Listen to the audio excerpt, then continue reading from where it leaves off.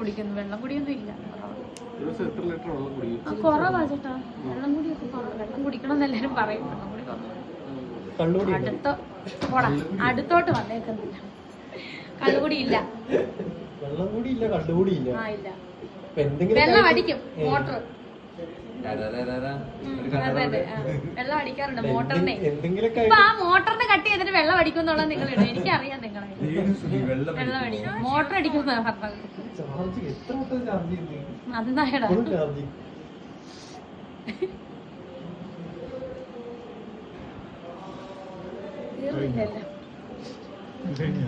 ലോകവിവരങ്ങളെല്ലാം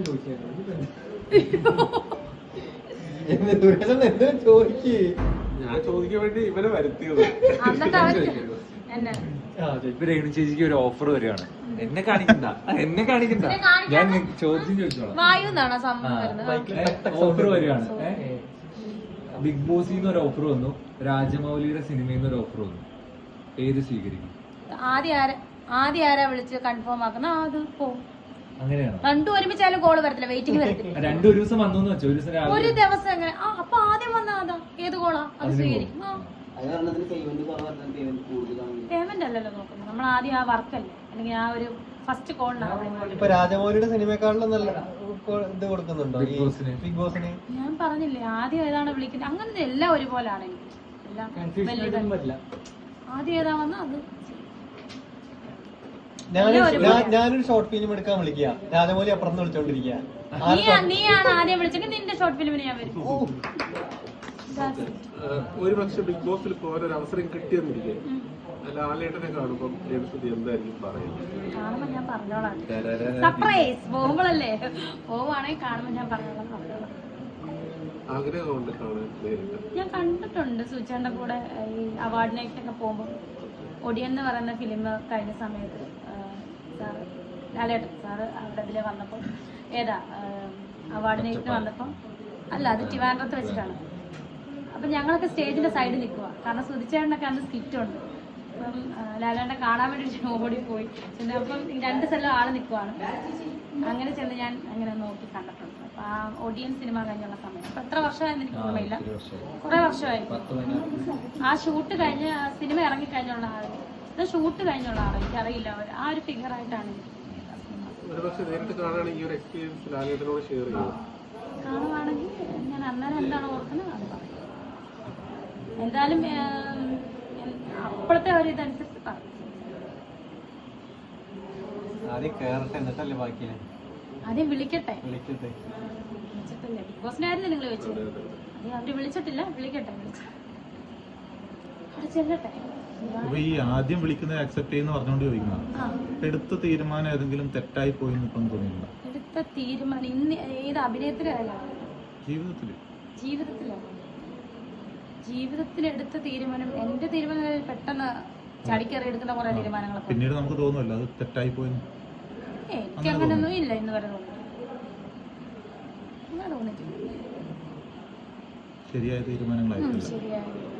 എനിക്ക് എന്റേതായിട്ടുള്ള ശരികളുണ്ടല്ലോ, ഓരോരുത്തർക്കും ഓരോ ശരികളുണ്ടല്ലോ. എനിക്ക് എന്റേതായിട്ടുള്ള ശരികളിൽ തന്നെയാണ് ഞാൻ ഇന്ന് വരെ വന്നിട്ടുള്ളത്. പെട്ടെന്ന് എടുത്തോണ്ട് ചിലപ്പം തെറ്റോ ശരിയോ ആവാമല്ലോ. അതാ ഞാൻ പറഞ്ഞത്, എന്റെ ശരിയാണ് ഞാൻ നോക്കുന്നത്. എന്റെ തീരുമാനം എന്റെ തീരുമാനം നോക്കണം. അപ്പൊ ആരും പുറകിൽ നിന്ന് പറഞ്ഞുള്ള തീരുമാനങ്ങളൊന്നുമല്ല എന്റെ ലൈഫിൽ. ഞാൻ തീരുമാനിക്കുന്നതാണ് ഞാൻ ചെയ്യുന്നത്. ആദ്യത്തെ കോളിന് പ്രിഫറൻസ് കൊടുക്കുമെന്ന് പറഞ്ഞിട്ടില്ലേ? അപ്പോൾ ഏതെങ്കിലും ബിഗ് ഓഫ് അതിന് വലിയ ഓഫറുകൾ എന്തെങ്കിലും മിസ്സായിട്ടുണ്ടോ? അങ്ങനെ കൊടുത്തത് അക്സെപ്റ്റ് ചെയ്തതാണ്? എനിക്ക് 2-3 ഉദ്ഘാടനം അങ്ങനെ മിസ്സായിരുന്നു. നല്ല പേയ്മെന്റിലുള്ള നല്ല ഉദ്ഘാടനങ്ങളാണ്. അത് ആലപ്പുഴയിലാണ് 1-2 പറഞ്ഞപ്പോൾ അത് ഞാൻ ഷോർട്ട് ഫിലിമിന് ഞാൻ ഓൾറെഡി നേരത്തെ കൊടുത്തായിരുന്നു, ഡേറ്റ് അവർക്ക് കൊടുത്തതാണ്.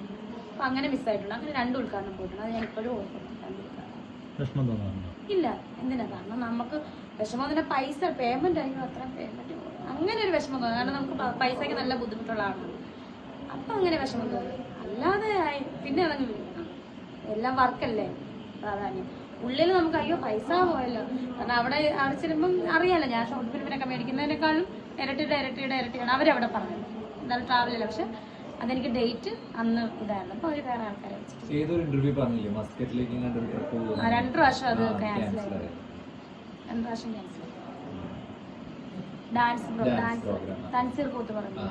ഈ വിമാനത്തിൽ കയറാനുള്ള പേടി കാരണം പ്രാർത്ഥിച്ചിട്ടുണ്ടോ മസ്കറ്റിൽ പോകാൻ പറ്റല്ലേ എന്ന്?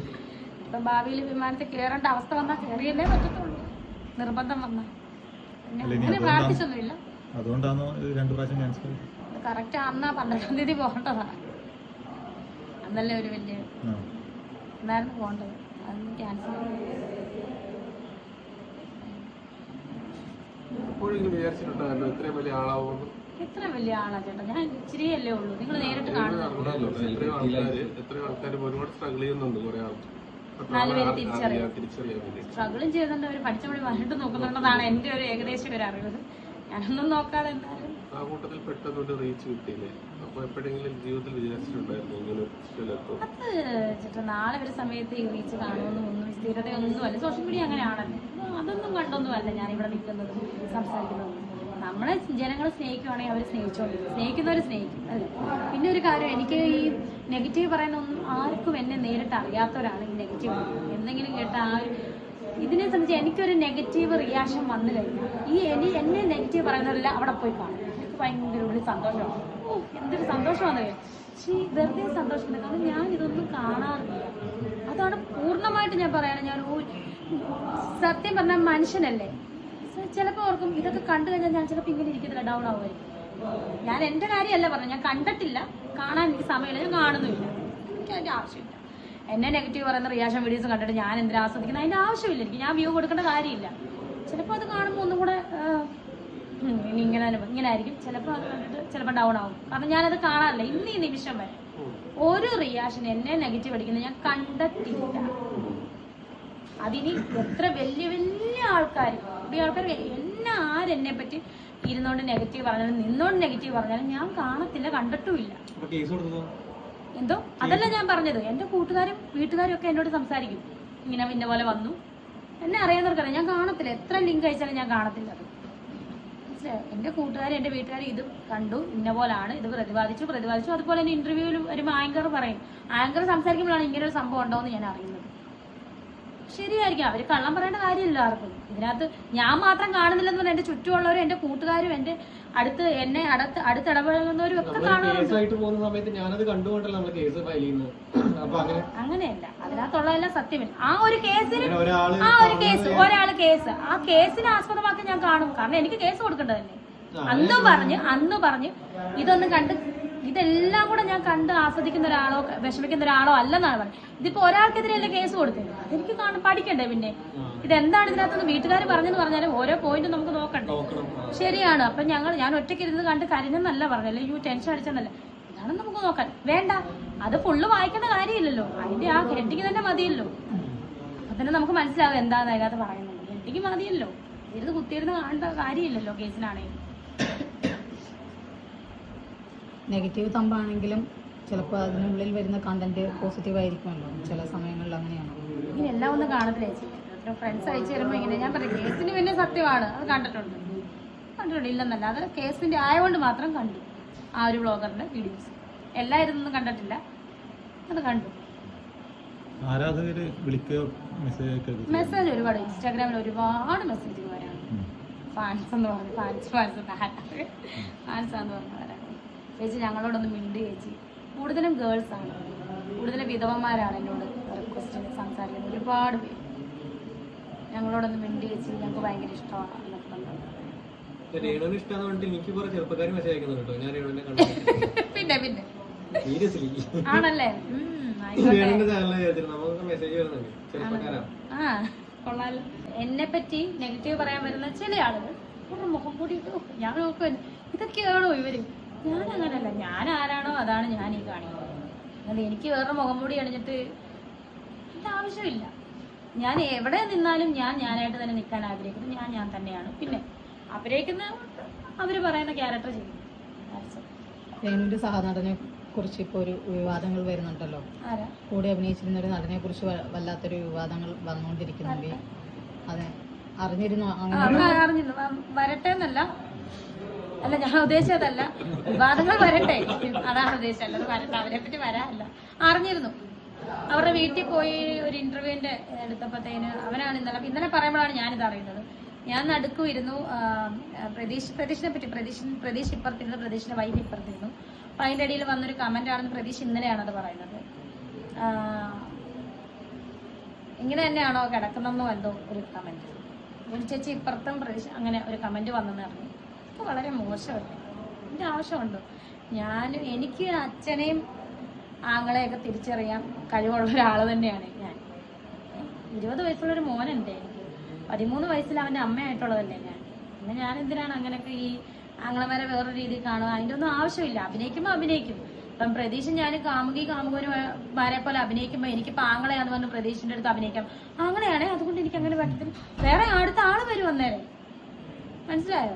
പ്രതീക്ഷ ഒരു ആക്ടറാണെങ്കിൽ പ്രതീക്ഷ അഭിനയിക്കും. ഞാനൊരു ആർട്ടിസ്റ്റ് ആണെങ്കിൽ ഞാനത് അഭിനയിച്ചേ പറ്റത്തുള്ളൂ. അന്നേരം ആങ്ങളെയാണ് പെങ്ങളാണെന്ന് പറഞ്ഞിട്ട് ഒരു കാര്യമില്ല. അന്നേരം ഒരു ക്യാരക്ടറാണ് അവിടെ. പ്രതീക്ഷയെ കുറിച്ചല്ല ഉദ്ദേശിച്ചത്. പിന്നെ ആരെ പറ്റിയാണ്? ആരാന്ന് പറയുന്നത്? ജിൻഡോയെ കുറിച്ചിട്ട് ഒരു മോശമായിട്ട് ഇപ്പം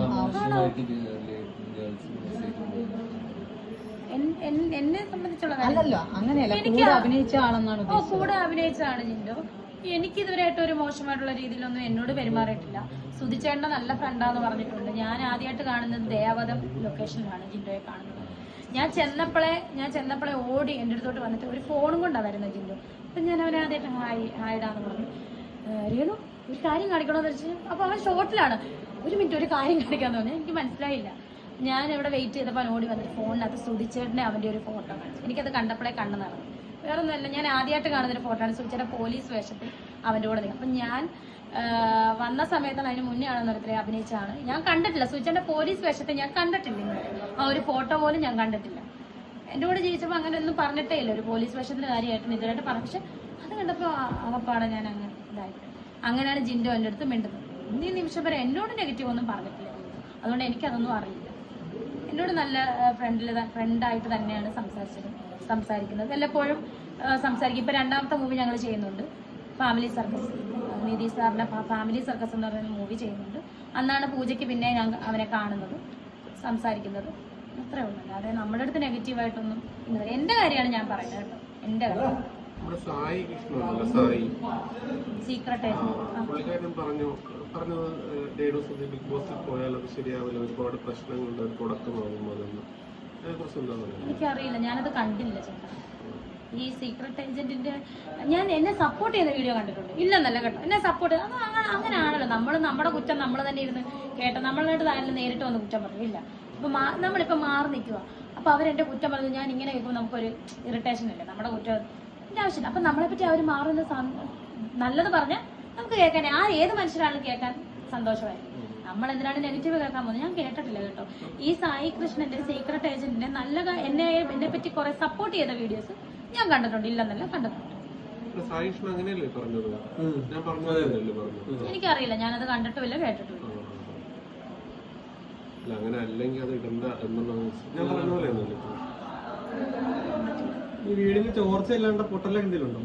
വിള്ളലോ കാണിച്ചല്ലോ, അത് വിട്ടേക്ക്. നമുക്ക് വീടിന്റെ കാര്യം വിട്ടേ. അതിനെപ്പറ്റിയൊക്കെ നമ്മൾ പറഞ്ഞു. അത് ഓക്കെ ആയിട്ടുമുണ്ട്, നമ്മളതൊന്നും പറയണ്ട. അത് ഇടണ്ടത് രേണുവിന് ഒരു ഇരുത്തം വന്നിട്ടുണ്ടോ? ഇരുത്തോന്ന് പറഞ്ഞാൽ എന്താണ് ചേച്ചി? കുറച്ച് മെച്യൂരിറ്റി വന്നിട്ടുണ്ട്. ഇനി മുടിക്കകത്തൊന്ന് മെച്യൂരിറ്റി വന്നാണോ എന്ന് അറിയത്തില്ല. എന്തായാലും അത് ഇങ്ങനെ തന്നെയാണ്. നല്ല രീതിയിലാണ് എന്തും നേരിടാനുള്ള, കാരണം അത്രയ്ക്കുമാണ് നടക്കുന്നത്. ജീവിതത്തിൽ ചിന്തിക്കാത്ത കാര്യങ്ങളൊക്കെയാണ് പുറമേ നിന്നുള്ള ഓരോരുത്തർ വന്ന് ഇന്റർവ്യൂ കൊടുക്കുന്നത്, അത് പറയുന്നു, ഇത് പറയുന്നു. എനിക്കറിയത്തില്ല ഞാൻ എന്ത് തെറ്റ് ചെയ്തെന്നാണ് ഞാൻ അറിയുന്നത്. എന്തെങ്കിലും എന്നിൽ നിന്ന് എന്താണ് ഇവരൊക്കെ ഉദ്ദേശിക്കുന്നത് എനിക്കറിയില്ല. ഞാൻ അഭിനയം നിർത്തണമെന്നാണോ, ക്യാമറയ്ക്ക് മുന്നിൽ വരരുതെന്നാണോ, ഇതിനാണോ ഇവർ ഈ കടന്ന് ശ്രമിക്കുന്നതെന്ന് എനിക്കറിയില്ല. അതാണ് ഞാൻ ചോദിക്കുന്നത്. എന്താണ് ഇവരുടെ പ്രശ്നം? എന്താണ് ഈ പറയുന്നവരുടെയൊക്കെ പ്രശ്നം? എന്താണ്? ഞാൻ അവരെ ആരെയും ചെന്ന് അവരുടെ എതിരെ വീഡിയോ എടുക്കുന്നില്ല, അവരുടെ കുടുംബത്തിൽ ചെന്നൊന്നും ചെയ്യുന്നില്ല, കുടുംബത്തിനെ ഉപദ്രവിക്കുന്നില്ല, അവരുടെ പേര് പറഞ്ഞ് ഞാൻ ഉപദ്രവിക്കുന്നില്ല. എന്താ പറയാ, അവർക്ക് പ്രശ്നമാകുന്ന ഒന്നും ഞാൻ അങ്ങോട്ട് കയറി ഒന്നും പറയുന്നില്ല. പക്ഷെ നിരന്തരം ഒരു രേണു സുധി അവൾ അങ്ങനെയാണ് ഇങ്ങനെയാണ്, ഞാൻ അതിൻ്റെ അടിയിൽ വരുന്ന കമന്റുകൾ അതിൽ പിടിച്ചു കുറയാണ്. എനിക്കറിയത്തില്ല അതെന്താണ് സംഭവം. എനിക്ക് അതുകൊണ്ടൊക്കെ തന്നെ ആയിരിക്കും ഇങ്ങനെ ഒരു മെച്യൂരിറ്റി വന്നത്.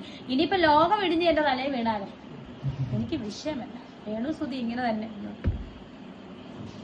ഇതിലും വലുതൊന്നും ഒരു പെണ്ണും കേരളത്തിലെ ഒരു പെണ്ണുങ്ങൾക്കും, ഇനിയിപ്പോ ഭർത്താവിന്റെ തലക്കടിച്ചു കൊണ്ട് കാമുകന്റെ കൂടെ പോയ പെണ്ണുങ്ങൾക്ക് പോലും ഇതല്ല ഇതിലപ്പുറം കേട്ടിട്ടില്ല. അതിലും മേലെയാണ് ഞാനെന്ന ഒരു വ്യക്തി.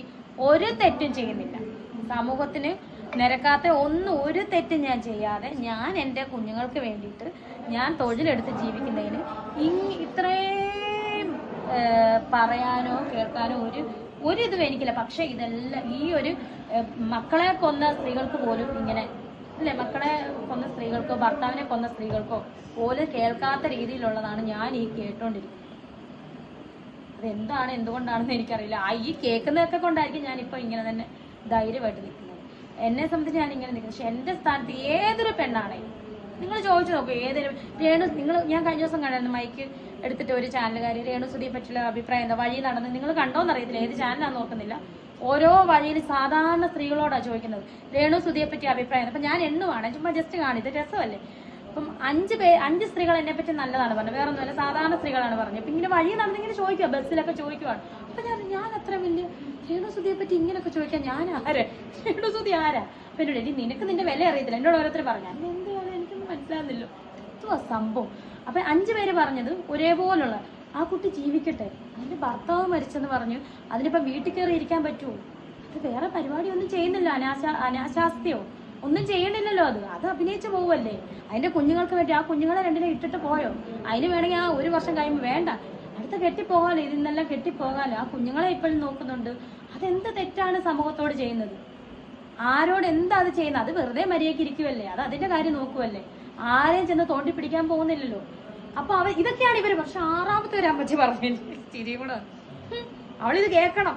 അവള് വയറും കാണിച്ച് പുക്കളും കാണിച്ചു. അമ്മച്ചി സാരി ഉടുത്തേക്കുന്നത് ഇങ്ങനെയാ, അമ്മച്ചിയുടെ സാരി കഥ ഇവിടെയാ കിടക്കുന്നത്, പുക്കളും കാണിച്ചോണ്ട് അമ്മച്ചി സാരി ഉടുത്തേക്കുന്നത്. അവള് വയറും കാണിച്ച് പുക്കളും കാണിച്ചോണ്ട് നടക്കുമല്ലേ, നമുക്ക് ഇതല്ലേ ഇതിന്റെ അപ്പുറം കേൾക്കണമെന്ന്. എന്നാ പറയാൻ, അതോടുകൂടി ഞാനത് സ്കിപ്പ് ചെയ്ത് വിട്ട്. അതാണ് 5 പേരുണ്ടെങ്കിൽ 6ാമൻ ഇങ്ങനെ പറയും, 6 പേരുണ്ടെങ്കിൽ 8ാമതൊരാൾ ഇത് പറയും, നെഗറ്റീവ് പറയും. അന്ന് നമ്മൾ അവരെ ആരോടും ചെന്ന് അവരുടെ മനസ്സിലെ ചെന്ന് നമുക്ക് അവർ ചെയ്യരുത് ഇങ്ങനെ പറയാൻ പറ്റും. പക്ഷെ എന്നോട് ഒരാൾ ഇടപെട്ട് കഴിഞ്ഞാൽ ഞാൻ ആരാണ് എന്താണെന്ന് അവർക്ക് മനസ്സിലാവും. അപ്പം നിങ്ങൾ തന്നെ ആദ്യമായിട്ട് എന്നെ കണ്ടപ്പോൾ പറഞ്ഞു രേണുസുതി എന്ന് പറയുന്നൊരു ക്യാരക്ടർ ഇതല്ല, ഞങ്ങൾ വേറൊരാളായിരുന്നു. രേണുവിൻ്റെ അടുത്ത് 2 നേരം 2 വാക്ക് സംസാരിച്ചില്ലല്ലോ, രേണു ആരാന്ന് ഞങ്ങൾക്ക് മനസ്സിലായി ഇല്ലേ, പറഞ്ഞിട്ടില്ല, അതേ ഉള്ളൂ. ഇതിപ്പോ കുറെ നാൾ കഴിയുമ്പോൾ ഇതെല്ലാം ഈ മീഡിയ എല്ലാം വേറെ ഒരാളെ കിട്ടുമ്പോൾ അങ്ങനെ പോവും. അങ്ങനെയാണ്. അതിനൊന്നും എനിക്ക് എന്താ പറയാ, ഞാൻ എപ്പോഴും ഇങ്ങനെ നിൽക്കണം. എനിക്ക് പുറകെ എല്ലാവരും പറഞ്ഞു അങ്ങനെ ഒരു സംഭവമുള്ള ആളേ അല്ല ഈ രേണു എന്ന് പറയുന്ന ആൾ. രേണു എന്താണോ അതാണ് രേണു. അതായത് മീഡിയക്ക് വേണ്ടിയിട്ട് ഞാൻ അങ്ങനെ ഇങ്ങനൊന്നും അല്ല. ഞാൻ ഈ ക്യാരക്ടർ തന്നെയല്ലേ എപ്പോഴും കീപ്പ് ചെയ്യുന്നത്, അത്രേ ഉള്ളൂ. ആണോ എനിക്കറിയില്ല കേട്ടോ, ഞാനത് സ്ഥിരം കാണുന്നൊരു പ്രോഗ്രാം അല്ലായിരുന്നു, വല്ലപ്പോഴും കാണുമായിരുന്നു, സ്കിപ്പ് ചെയ്ത് കണ്ടിട്ടുണ്ട്. എനിക്ക് അതിനെപ്പറ്റി ഒന്നും അറിയില്ല ചേട്ടാ, അതാണ് മെയിൻ. ഞാൻ ഏത് പ്ലാറ്റ്ഫോമിലാണെങ്കിലും എവിടെ പോയാലും ഞാൻ ഇങ്ങനെയാണ്. എൻ്റെ ഇതൊരു ക്യാരക്ടർ ഇതാണ്, ഇങ്ങനെ തന്നെ കീപ്പ് ചെയ്യാനാണ് എൻ്റെ ഒരു തൊഴിൽ. എവിടെയാണേലും എൻ്റെ വീട്ടിലാണെങ്കിലും എവിടെയാണെങ്കിലും ഇങ്ങനെ തന്നെയാണ്. ഇപ്പം പണ്ട് ബോൾഡ് അല്ലായിരുന്നു, ഇപ്പം ബോൾഡ്നെസ് ഒക്കെ ഉണ്ടായിരുന്നു. പക്ഷെ എന്നാലും അതിനൊരു പരിധി ഉണ്ടല്ലേ. നമുക്ക് വേണ്ടി സംസാരിക്കാൻ സൂചിച്ചാണ്ടുണ്ടായിരുന്നു എന്ത് കാര്യം. ആള് ഫ്രണ്ടിലുണ്ട്, നമ്മൾ നാക്കിയത്. കാരണം അദ്ദേഹം നമ്മുടെ ഭർത്താവാണ്. ആള് പറഞ്ഞ ഇപ്പം ഞങ്ങളുടെ ഇതില് ക്രിസ്ത്യൻ രീതിയിൽ പറഞ്ഞ എന്തുവാ, ഭർത്താവ് ഭാര്യയുടെ തലയായിട്ടിരിക്കണം. അപ്പൊ തലയുള്ളപ്പം ആള് സംസാരിക്കും, എന്റെ ബാക്കി സംസാരിച്ച പുറകെ. അപ്പൊ ആളെനിക്ക് നഷ്ടമായി. അതിന് ഒരു പ്ലേസ്മെന്റിന് വേറൊരാൾ വന്നിട്ടില്ല, ഭർത്താവെന്ന് ഒരാളും വന്നിട്ടില്ല. ഞാൻ അതിനെ കല്യാണം കഴിച്ചിട്ടില്ല. അപ്പം എനിക്ക് പറയാനുള്ള ഞാനേ പറയാൻ പറ്റില്ല. എന്റെ തല എന്ന് പറയുന്ന ആ ഒരു പുരുഷൻ അല്ലെ എന്റെ ഭർത്താവ്, അത് പോയി. പിന്നെ എനിക്ക് സംസാരിക്കേണ്ടതല്ലേ എന്നെ പറ്റി. പിന്നെ ആര് സംസാരിക്കണം? പ്രായമായ അപ്പനും അമ്മയും ചില ഒരു പരിധി വരെ സംസാരിക്കുമായിരിക്കും അല്ലേ, അവർ സഹി ഇട്ടിട്ട് സംസാരിക്കുമായിരിക്കും. അത് കഴിഞ്ഞ് പിന്നെ ആര് കുഞ്ഞു മക്കൾ സംസാരിക്കണം. 2 മക്കളും പിള്ളേർ തന്നെയാണ്. മൂത്ത മോന് 20 വയസ്സ്, കുഞ്ഞ് 5 വയസ്സ്. അപ്പം അവര് സംസാരിക്കാൻ പറ്റും എനിക്ക് വേണ്ടിയിട്ട്. വേറെ ആരെ എനിക്കുള്ളത്? ചേച്ചി ചേട്ടനുണ്ട്, അവർക്ക് എപ്പോഴും എന്നെ പറ്റി ഇപ്പം സംസാരിക്കാൻ പറ്റും എനിക്കുള്ളത് ഇല്ല. അവർക്ക് അവരുടേതായിട്ടുള്ള ജോലിയും കാര്യങ്ങളൊക്കെ നോക്കാം. എനിക്ക് സംസാരിക്കാൻ ഞാൻ മാത്രം, അതുകൊണ്ട് ഞാൻ സംസാരിക്കുന്നു, അത്രേ ഉള്ളൂ. അല്ലാതെ ഇപ്പം ഈ ആർജിച്ചെടുത്ത ഈ വീഡിയോ ഒന്നുമല്ല. ഞാനിങ്ങനെയൊക്കെ തന്നെയാണ്. അത് ഇപ്പോഴെന്നല്ല, ഇപ്പോഴല്ലേ നിങ്ങൾക്കൊക്കെ എന്നെ അറിയാവുന്നത്. സൂചിച്ചാണ്ടുള്ളപ്പോൾ ഞാനിങ്ങനെ പ്രതികരിക്കേണ്ട സ്ഥാനത്ത് സൂചിച്ചാണ്ടുണ്ടെങ്കിൽ ഞാൻ പ്രതികരിക്കും. സൂചന ആവട്ടെ, ആരോടും വഴക്കുടിക്കലും ആവട്ടെ, മാറി നിൽക്കടി എന്ന് പറയും. നെഗറ്റീവ് ആയിട്ട് ചിലപ്പോൾ സൂചിച്ചാണ്ടൊന്നും സൂചന ഒന്നും വിടും ഒന്നും പറയണം. 6 നിൽക്കി സൂചിച്ചാട്ട് എന്തോ കാണിച്ചെന്ന് ഞാൻ ചോദിക്കും. ആ ഒരാളാണല്ലേ പെട്ടെന്ന് പൊട്ടിപ്പൊളിച്ച ഒരു സ്വഭാവമൊന്നുമല്ല. അങ്ങനെ ധൈര്യം, എൻ്റെ അപ്പ എന്നെ ഞങ്ങളെ ധൈര്യത്തോടെ തന്നെയാണ് അപ്പ വളർത്തിയത് ഞങ്ങളെ. അപ്പം ആ ഒരു എവിടെ മുന്നിൽ ആരുടെ മുന്നിൽ പിടിച്ച് നിൽക്കണം, തല പോകുന്ന കേസ് വന്നാൽ പിടിച്ച് നിൽക്കണം. നമ്മൾ തെറ്റ് ചെയ്യാത്തോടത്തോളം നമ്മളെന്തിനാണ് നമ്മൾ താന്നു നിൽക്കുന്നത്? അതിൻ്റെ ആവശ്യമില്ല. നമ്മൾ മുഖത്ത് നോക്കിയാണ് നമ്മൾ, അതാണ് ഞാൻ പറഞ്ഞത്, ക്യാമറയ്ക്ക് പുറകിലൊരു സ്വഭാവം ക്യാമറയ്ക്ക് മുന്നിലൊരു സ്വഭാവം കാണിക്കുന്നില്ല. കാണിക്കുന്നവർക്കറിയാം അത് ആരാ എന്താണ്. അത്രേ ഉള്ളൂ. ഞാൻ ആരുടെ പേര് പറഞ്ഞൊന്നും പ്രതിപാദിക്കുന്ന ഒന്നുമില്ല, പൊതുവായിട്ടുള്ള കാര്യം പറയും. വെള്ളം കുടിച്ചോട്ടെ, എത്ര നേരമായി സംസാരിക്കാത്തോടെ. ഇത് എവിടെ നിന്നാണോ ഇതൊക്കെ വരുന്നത്?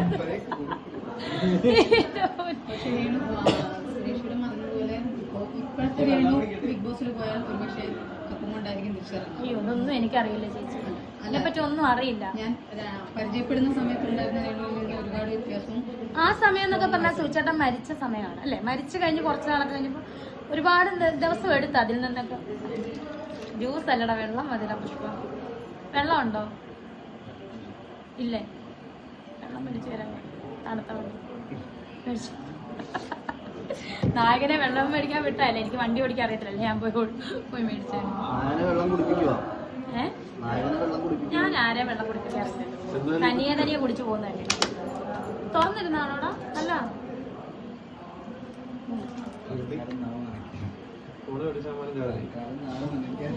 നാവതൊക്കെ കിട്ടി.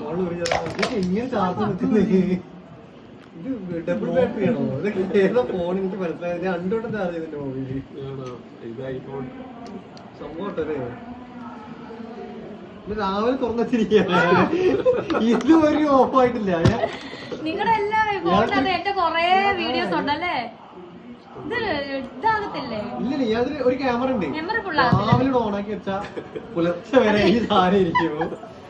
2 ബാറ്ററി അത് രേണുസുതിയാണ് ഇങ്ങനെ അനങ്ങത്ത് പോലെ ഇങ്ങനെ നിൽക്കുമല്ലേ ഫോൺ ഇങ്ങനെ. ക്യാമറ ഉണ്ടായിരുന്ന കാലത്തും അതാണ് ഞാൻ ചോദിച്ചത്. അതാണ് എപ്പോഴാണ് നല്ല സാധനം വീഴൊന്നും പറയാൻ പറ്റില്ലല്ലോ. ഓ അതാണ്. പക്ഷെ ചേട്ടൻ ക്യാമറ പിടിക്കുന്നത് മനസ്സിലാകത്തില്ല കേട്ടോ. ചേട്ടൻ ഇങ്ങനെ പിടിച്ചാൽ നമുക്ക് മനസ്സിലാകത്തില്ല ക്യാമറ എടുക്കുവാണോന്ന്. അത് ഓരോരുത്തരുടെ ശീലമാണ്, ഇങ്ങനെ പിടിക്കുന്നതൊക്കെ ശീലമാണ്.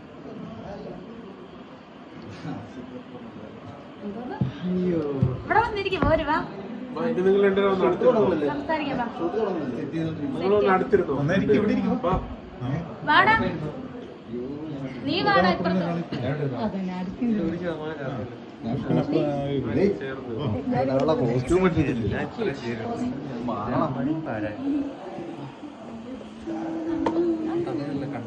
കന്നഡയാണോ? അതിന്റെ പേരിന്റെ കന്നഡയല്ല.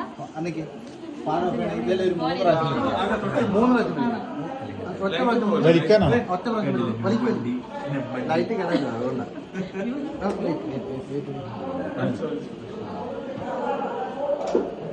എന്തുവാണ് കാണിക്കുന്നത്? തലേ വീഴുവോ?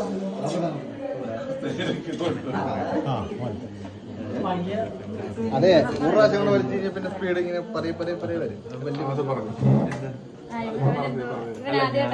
ആദ്യമായിട്ട് ഇവിടെ ആങ്കറിങ്ങിന് ഇതിന്റെ പ്രൊമോഷൻ വേണ്ടി വരുമ്പോഴാണ് റേഞ്ച് ഇതിന് കാണുന്നത്. അപ്പൊ എനിക്ക് എന്താണെന്ന് വെച്ചാൽ ആദ്യമൊക്കെ ഇതുപോലെ റീൽസ് ഒക്കെ വരുമ്പോഴത്തേക്കും പല്ലിയുടെ മൊന്ത അങ്ങനെയൊക്കെ പറഞ്ഞുകൊണ്ട് ഓരോന്ന് വരുമല്ലോ. ഇവരങ്ങനെ തോന്നിയായിരുന്നു? അല്ല, എനിക്ക് അങ്ങനെ തോന്നിയതല്ല, എന്റെ ഫ്രണ്ട്സ് ഇങ്ങനെ പറയും. ഇവരെല്ലാം കൂടി പറയും. അപ്പൊ എന്റെ ഒരു ഫ്രണ്ട് ഞാൻ ഒരു പ്രാവശ്യം ഇങ്ങനെ കാണിച്ചു കൊടുത്തപ്പോൾ ഞാൻ ഇങ്ങനെ പറഞ്ഞു, എടാ രേണുസുതിയുടെ ഒരു ട്രോള് വന്നിട്ടുണ്ടെന്ന് പറഞ്ഞപ്പോഴത്തേക്ക് അവനെ അടുത്ത് എടാ ഈ കാണുന്ന പോലെയൊന്നും അല്ല, അവൻ സൗത്തിൽ വെച്ച ഒരു പ്രാവശ്യം കണ്ടായിരുന്നു, സൗത്ത് റെയിൽവേ സ്റ്റേഷൻ അവിടെ ചേച്ചിന്റെ വർക്ക് കഴിഞ്ഞ് പോണ വഴിക്ക്. കാണാൻ നല്ല ഭംഗിയാണ്, കാണാൻ എന്താ ഒരു പ്രത്യേക ഒരു സെലിബ്രിറ്റി ഓറയൊക്കെ ഉണ്ടെന്ന് അവൻ എന്റെ അടുത്ത് പറഞ്ഞായിരുന്നു. ഞാൻ അത് കഴിഞ്ഞാണ് ഇപ്പൊ ഇവിടെ വെച്ചാണ് കാണുന്നത്. ഇല്ല അന്നേരം എനിക്ക് അറിയില്ലല്ലോ. ഇവിടെ ഞാൻ വീസ് ചെയ്ത് കാണിച്ചില്ലേ ഇവിടെ കഴിഞ്ഞ പ്രാവശ്യം അവനെ. നല്ല ഭംഗിയിലായിരുന്നു. ഇപ്പം കാണാം, ഇത് ഇറങ്ങുമ്പത്തിന് ഇങ്ങനെ അടുത്തോട്ട് വരൂടാ ക്യാമറ. അപ്പൊ ആ ഭംഗി പോയി, നിന്റെ വർത്താനം പോയി. പല്ലി എലി ഇന്നലെ എന്തോ നീലക്കുതിരയെന്ന് സോറി കടൽ കുതിരയാന്ന് ഇന്നലെ. ശാലിനിയുടെ കെട്ട് പറഞ്ഞല്ലേ? അതിവനെ പറഞ്ഞേട്ടോ. നീ ഇവനെ പിടിച്ചോ അതാരാ ഇവിടുന്ന് ഒരു സൈഡിൽ നിന്ന് ഇവനാ അങ്ങനൊക്കെ പറയുന്നത്? അല്ല, എനിക്ക് തോന്നി അന്ന് തോന്നിയല്ലേ. പിന്നെ എന്റെ അടുത്ത് ഇവൻ പറഞ്ഞ മുഖം ഒത്തിരി മാറി, ഹെയർ സ്റ്റൈൽ ചേഞ്ച് ചെയ്തില്ലേ? അതുകൊണ്ടാണോ? എക്സ്റ്റൻഷൻ വെച്ചപ്പോ ആളിത്തിരി വേറെ ഷായി. നിനക്കൊന്നും പറയല്ലേ? അവൻ ഓടുവാ സുഗുണം പോകരുത്. ചെയ്തിട്ടുണ്ട്. ചേച്ചി ഓൾറെഡി കോൺഫിഡൻസ് ആയിട്ട് കാര്യങ്ങളൊക്കെ പറയുന്നുണ്ട്. ഞാനതൊക്കെ കേട്ടോണ്ടിരിക്കുവായിരുന്നു. എന്തൊരു കോൺഫിഡൻസ് ആയിട്ടാ ചേച്ചി പറയുന്നതെന്നൊക്കെ, എന്തൊരു ധൈര്യം സംഭരിച്ചേ. നീ അങ്ങനെയൊക്കെ ഫീൽ ചെയ്ത്. അടുത്ത ഫോൺ എടുക്കാം. ചേച്ചിയുടെ ബാറ്ററി ആണോ ചാർജ്? ചേച്ചിക്ക് രേണുസുതിന്റെ ബാറ്ററി ഓരോ നിമിഷം ചാർജ് ചെയ്യാനുള്ള സാധനങ്ങളുണ്ട്. Charge full charge. കണ്ടോ, ഇതൊക്കെയാണ് ഇവിടെ കുത്തി വെക്കുന്നത്. മറ്റേ റിപ്പീറ്റ് ചോദിച്ചാൽ എന്താ എനർജി ഇവിടെ വരെ തിന്നെന്ന് പറഞ്ഞു. തിന്നെന്ന് പറഞ്ഞ പോലെ അത് തന്നെ. ഞാൻ തിന്നത്തില്ലല്ലോ. ഇല്ല, കുറവല്ല. അറിയാലോ അല്ലേ. ചോറൊന്നും കഴിച്ചില്ല. അപ്പൊ ഞാൻ ചോദിക്കട്ടെ, അപ്പൊ ഇങ്ങനെ ബിഗ് ബോസിൽ ഇല്ല, ഇനി അങ്ങനെ വിളിച്ച് അങ്ങനെയൊക്കെ പോവുകയാണെങ്കിൽ ഫുഡിന്റെ കാര്യത്തിലൊക്കെ സ്പെഷ്യൽ മെനു ഒക്കെ ഉണ്ടാവും? അതോ അവിടെ ചോറൊക്കെ ആണെങ്കിൽ അത് കുഴപ്പമൊന്നുമില്ല? ഇത്ര നേരത്തെ എപ്പിസോഡൊന്നും കണ്ടിട്ടില്ല. അപ്പൊ അല്ല, ഞാൻ ചോദിച്ച അല്ല, അവിടെ എല്ലാവർക്കും ഒരു കോമൺ ഫുഡ് അല്ലേ? കോമൺ ഫുഡ് കഴിക്കേണ്ടടുത്ത് കഴിക്കുമല്ലോ. കൂടുതൽ വേണ്ടാത്ത ആളായതുകൊണ്ട് കുഴപ്പമില്ല. കൂടുതൽ വേണ്ടാത്ത ആളായോണ്ട് കുഴപ്പമില്ല. അതല്ലേ എന്തോ നീ ഉദ്ദേശിച്ചത്? അല്ല, ഫുഡ് കൂടുതൽ വേണ്ടാത്ത ആളായതുകൊണ്ട് കുഴപ്പമില്ല എന്ന് ഉദ്ദേശിച്ചത്.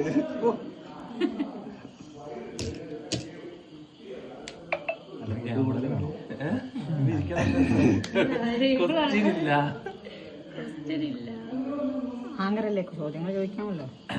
ഞാൻ അന്ന് കൊറേ ചോദിച്ചല്ലോ.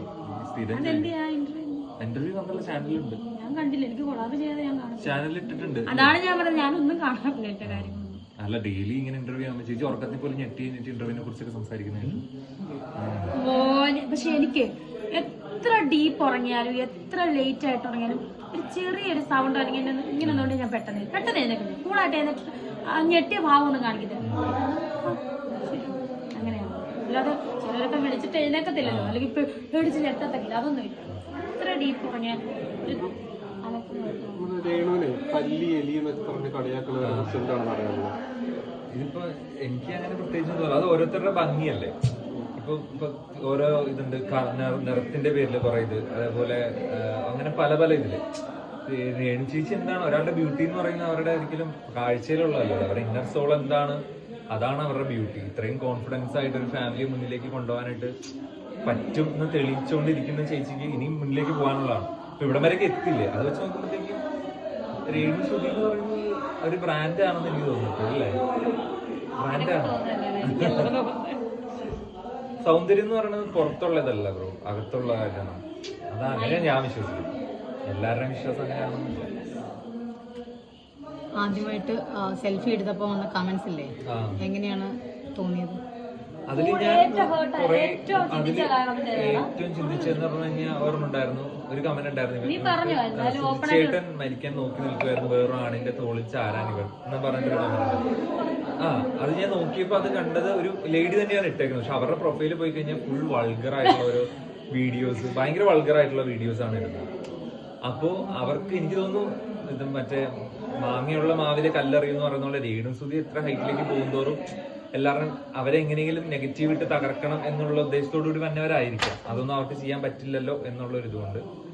പക്ഷെ അതൊക്കെ വകവയ്ക്കുന്നുണ്ടോ? ഇല്ല, ഇരിക്കില്ല. അതെ, സത്യം. ഈ കമന്റ് പറഞ്ഞ ആള് പ്രശസ്തയായ ആളുകൾ വല്ലതുമാണോ അതോ? അല്ല. പക്ഷെ അവരുടെ റീൽസ് ഉണ്ട് കുറെ. അതെനിക്ക് തോന്നുന്നു ആ റീൽസ് ഇട്ടിട്ട് റീച്ച് ആവാതെ അങ്ങനെ ഭ്രാന്ത് പിടിച്ചിരിക്കുന്ന ഫ്രസ്ട്രേഷൻ മൂത്തിരിക്കാന്നല്ല, അങ്ങനത്തെ ആരെങ്കിലും ആയിരിക്കാം. ഒറിജിനൽ അക്കൗണ്ട് ആവശ്യം ലേഡി തന്നെയാണ് ഒറിജിനൽ അക്കൗണ്ട്. പാലക്കാട് അതിന്റെ അർത്ഥം എന്താ വെച്ചാൽ അവര് പറഞ്ഞ സൂചിച്ചേട്ടൻ മരിച്ചതിന് ചാര അതല്ലേ പറഞ്ഞത്. അത് തന്നെ. അവർക്ക് അതൊക്കെ ആഗ്രഹമുണ്ട്. അവരുടെ കട്ടിയോ ചാകണമെന്നുണ്ട്, മരിക്കണമെന്നുമുണ്ട്, വേറെ ആളുടെ കൂടെ ചാരണമെന്നുണ്ട്. അപ്പൊ ആ മനസ്സിന്റെ തോന്നലാണ് അവരത് കമന്റിലൂടെ അറിയിച്ചത്. ഓരോ നെഗറ്റീവ് കമന്റ്സ് അവരുടെ മനസ്സിൽ അവരുടെ ചിന്തകളാണ് അവർ അറിയിക്കുന്നത്. അല്ല അവരെന്താകണം അങ്ങനെ തന്നെ ആവണം അവർക്കിട്ട് കൊടുത്തേ. അതെ, നമ്മളെ അറിഞ്ഞിട്ടുണ്ടോ? കല്യാണം കഴിഞ്ഞോ? ഇല്ല. കൊച്ചു പയ്യൻ, ചിന്ന പയ്യൻ. എത്ര വയസ്സുണ്ട്? എനിക്ക് 25. പ്രതീക്ഷിനെ ഒക്കെ കളുകളേതാണ്. പുഷ്പനോ? പുഷ്പന് എത്ര വയസ്സുണ്ടടാ? 35. എന്റെ ചേട്ടനാണോ?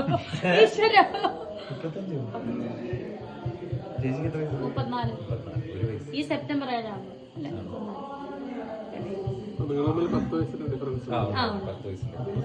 ഞാനും കിച്ചുവും എനിക്ക് തോന്നുന്നു 12. അവനിപ്പം 20 വയസ്സായില്ലേ? 14 വയസ്സ് അല്ലേ? 13 വയസ്സ് ഡിഫറൻറ്റേ ഉള്ളൂ. കല്യാണം കഴിക്കുന്ന പെണ്ണ് രേണുവിനെ പോലെ ബോൾഡായിട്ട് ഇരിക്കണമെന്ന് തീർച്ചയായിട്ടും അല്ലെങ്കിൽ ആരായാലും ബോൾഡ് മീൻസ് ഈ ഒരു രീതിയിൽ നിന്നല്ല, എല്ലാ കാര്യത്തിലും സ്വന്തമായിട്ട് അഭിപ്രായമുള്ള ഒരു വ്യക്തിയായിരിക്കണം എന്ന് എനിക്ക് തീർച്ചയായിട്ടും അത് വേണം. പിന്നെ വേണം. ഇപ്പൊ ആരായാലും ഇപ്പോഴത്തെ കാലത്ത് അത് കാലത്ത് അത് വേണം തീർച്ചയായും.